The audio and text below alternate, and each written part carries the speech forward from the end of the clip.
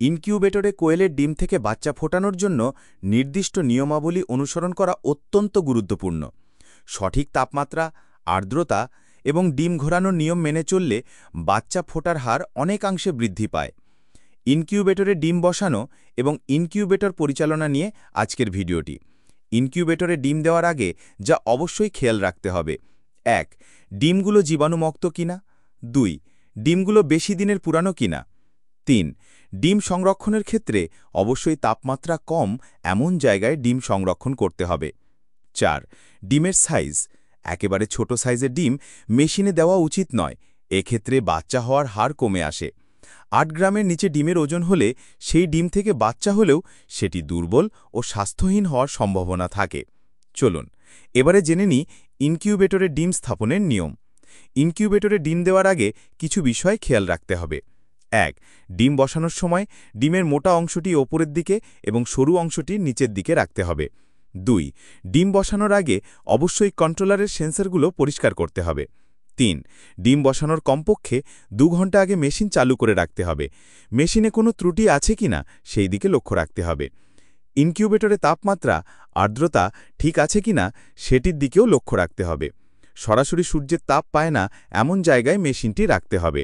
কোয়েলের ডিম থেকে বাচ্চা ফুটে বের হতে ১৮ দিন সময় লাগে।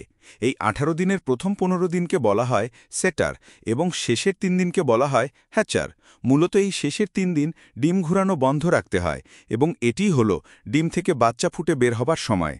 প্রথম দিন থেকে ১৫তম দিন পর্যন্ত ইনকিউবেটরের তাপমাত্রা রাখতে হবে ৩৭.২০ সেলসিয়াস থেকে ৩৭.৭০ সেলসিয়াসের মধ্যে এবং আর্দ্রতা রাখতে হবে ৫০% থেকে ৬০%। লক্ষ্য রাখতে হবে যেন তাপমাত্রা আর্দ্রতা কম বেশি না হয়। প্রথম দিন থেকে ১৫তম দিন পর্যন্ত ম্যানুয়াল মেশিন হলে দিনে ৩ থেকে ৪ বার ডিম ঘোরাতে হবে। ১৬তম দিন থেকে ডিম ঘোরানো বন্ধ রাখতে হবে। শেষের ৩ দিন তাপমাত্রা কিছুটা কম রাখতে হবে এবং আর্দ্রতা বাড়াতে হবে যেন ডিমের খোসা নরম হয় এবং বাচ্চা সহজে বের হতে পারে। ১৬তম দিন, ১৭তম দিন এবং ১৮তম দিন তাপমাত্রা রাখতে হবে ৩৬.৮০ সেলসিয়াস থেকে ৩৭.৫০ সেলসিয়াস। আর্দ্রতা রাখতে হবে ৭০% থেকে ৭৫%-এর বেশি হলেও সমস্যা নেই, তবে খুব বেশি যেন না হয় সেদিকে খেয়াল রাখতে হবে।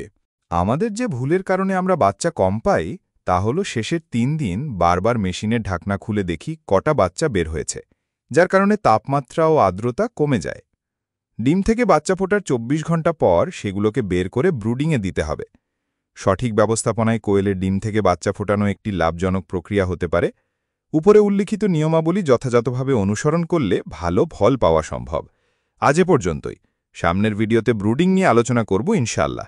ভিডিওটি কেমন হলো তা কমেন্ট করে জানাবেন, আর ভিডিওটি ভালো লাগলে অবশ্যই একটি লাইক দেবেন। আপনাদের সমস্যাগুলো তুলে ধরবেন এবং কি সম্পর্কে ভিডিও চান অবশ্যই বলবেন।